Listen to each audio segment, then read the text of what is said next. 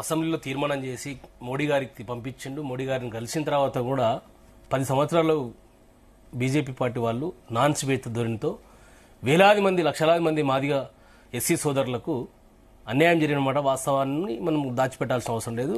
అది దీనికి 100 రోజుల్లో మేము పూర్తి చేస్తాము అధికారంలోకి వచ్చిన తర్వాత అని చెప్పేసి కాంగ్రెస్ బీజేపీ పార్టీ 2014 ఎన్నికల మేనిఫెస్టోలో నరేంద్ర మోడీ గారు స్వయాన మాట్లాడినటువంటి పరిస్థితిని. కాబట్టి కాంగ్రెస్ పార్టీ గతంలో ఉషామేరా కమిషన్ రిపోర్ట్ ని అమలు చేయించకుండా కాంగ్రెస్ పార్టీ మోసం చేసింది. బీజేపీ పార్టీ వాళ్ళు 2014లో అధికారంలోకి వచ్చిన తర్వాత చేస్తామని చెప్పేసి హామీ ఇచ్చి మోసం చేసింది బీజేపీ పార్టీ వాళ్ళు. ఇవాళ బీఆర్ఎస్ పార్టీ 2014లో అసెంబ్లీలో తీర్మానం చేసి కేంద్రానికి పంపడమే కాక మోడీ గారిని కలిసి ఒత్తిడి చేసుకోవడము, పార్లమెంట్లో మా పార్లమెంట్ సభ్యులు ఉద్యమం చేయడం, కొట్లాడము, వెళ్లడము, ప్లకార్డులు ప్రదర్శించడము, ఇదే కాకుండా సుప్రీంకోర్టులో కేసు నడుస్తుంది. కాబట్టి రాష్ట్ర ప్రభుత్వమే స్వయాన రాష్ట్ర ప్రభుత్వమే సుప్రీంకోర్టులో ఈ కేటగిరైజేషన్ బిల్లులో ఇంప్లీడ్ పిటిషన్ వేసి న్యాయపరంగా పోరాటం చేసింది బీఆర్ఎస్ పార్టీ. కాబట్టి దీని అంతటి కూడా కారణము ఈ రోజు సుప్రీంకోర్టు జడ్జిమెంట్ రావడంలో ప్రధానమైన పాత్ర బీఆర్ఎస్ పార్టీ గతంలో ఉన్నటువంటి ప్రభుత్వము కేసీఆర్ గారి నేతృత్వంలో కేసీఆర్ గారి సూచన మేరకు ఇంప్లీడ్ పిటిషన్ వేయడం జరిగింది. ఆ ప్రభుత్వం పోరాట ఫలితంగానే అఫిడవిట్ రూపకంగానే ఈ రోజు 7 సభ్యుల ధర్మాసనం ఈ రోజు తీర్పు ఇవ్వడం జరిగింది. ఆ తీర్పు పర్యావసనమే ఈ రోజు చట్టం చేయడం జరిగింది. ఆ చట్టాన్ని కూడా మా పార్టీ సంపూర్ణంగా సపోర్ట్ చేయడం జరిగింది.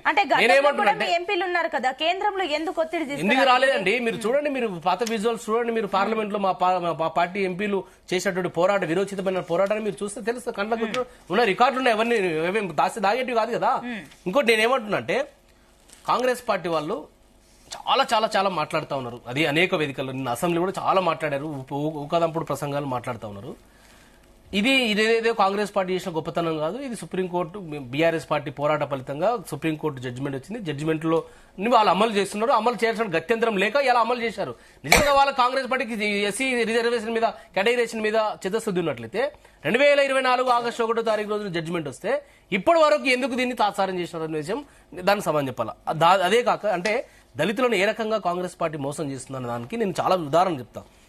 ఆనాడున్నటువంటి ఏఐసిసి అధ్యక్షుడు ఎన్నికలకు ముందు ఈ రాష్ట్రంలో అనేక డిక్లరేషన్లు హామీలు ఇచ్చినటువంటి పరిస్థితి కాంగ్రెస్ పార్టీది. చేవేలలో ఎస్సీ ఎస్టీ డిక్లరేషన్ జరిగింది. ఆ రోజు కాంగ్రెస్ పార్టీ అధ్యక్షుడు మల్లికార్జున ఖర్గే గారు ఎస్సీ ఎస్టీ డిక్లరేషన్ ని వారి నోటి నుంచి స్వయాన చదివి ఈ రాష్ట్ర ప్రజలకు హామీ ఇచ్చి ఓట్లు దడ్డుకుని అడ్డగోలుగా అధికారంలోకి వచ్చేటువంటి పరిస్థితి కాంగ్రెస్ పార్టీది, రేవంత్ రెడ్డి గారిది.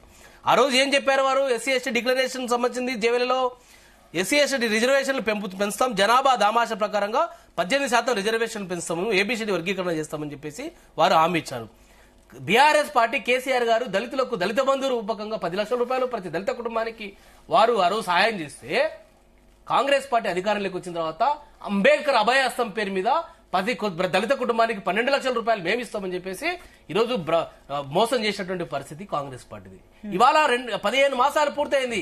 ఈ రాష్ట్రంలో కాంగ్రెస్ పార్టీ ఇచ్చిన హామీ మేరకు ఏ దళిత కుటుంబానికి 12 లక్షల రూపాయలు అంబేద్కర్ అభయాస్తం కింద వీళ్ళు సహాయం చేశారో అమలు చేశారో విషయాన్ని శ్వేతపత్రం విడుదల చేయాలి కాంగ్రెస్ పార్టీ వాళ్ళ చిత్తశుద్ధి ఉంటే.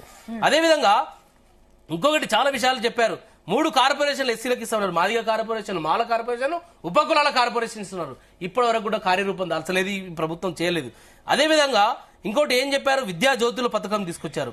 ఎస్సీ ఎస్టీ విద్యార్థులు 10వ తరగతి పాస్ అయితే 10,000 రూపాయలు, ఇంటర్ పాస్ అయితే 15,000 రూపాయలు, గ్రాడ్యుయేషన్ పూర్తి చేస్తే 25,000 రూపాయలు, పోస్ట్ గ్రాడ్యుయేషన్ పూర్తి చేస్తే 1,00,000 రూపాయలు, ఎంఫిల్ పిహెచ్డి పూర్తి చేసిన ఎస్సీ ఎస్టీ యువతకు 5 లక్షల రూపాయలు సాయం చేస్తామని ఇవాళ ఎందుకు ఎస్సీ ఎస్టీ విద్యార్థులకు విద్యార్థినులకు ఈ ప్రభుత్వం 10వ తరగతి చదివిన వాళ్ళకు 10,000, ఇంటర్ చదివిన వాళ్ళకు 15,000, డిగ్రీ చదివిన వాళ్ళకు 25,000, అదేవిధంగా పోస్ట్ పీజీ చేసిన వాళ్ళకి 1,00,000 రూపాయలు, ఎంఫిల్ పిహెచ్డి చేసిన వాళ్ళకు 5 లక్షల రూపాయలు ఎందుకు ఇవ్వలేదు ఈ ప్రభుత్వం అని చెప్పేసి నేను ప్రశ్నిస్తా ఉంది బీఆర్ఎస్ పార్టీ వాళ్ళ.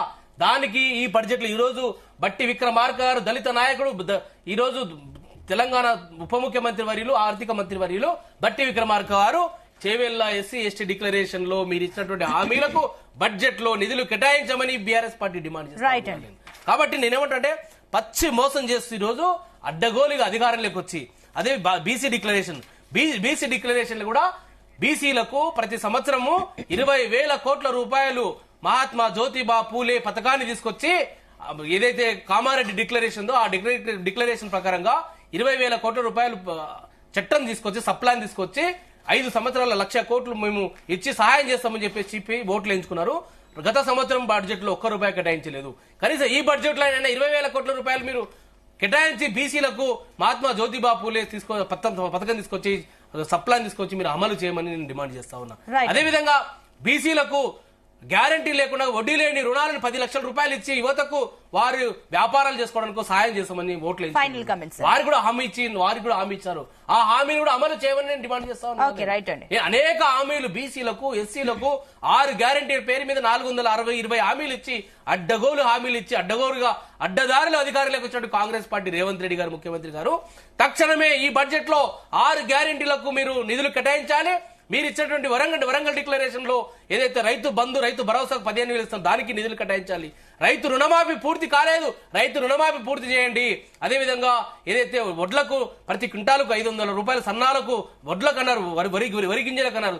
అధికారులకు వచ్చిన సన్నాలు మాట్లాడి సన్నాయి నొక్కులు చెప్పినటువంటి వారు ఈరోజు ఏదైతే ధాన్యానికి ₹500 బోనస్ ఇచ్చి ఈ రోజు రైతులకు హామీ ఇచ్చిన రైతులకు ఆదుకోవాల్సిన బాధ్యత కాంగ్రెస్ పార్టీ అనే విషయాన్ని కాంగ్రెస్ పార్టీ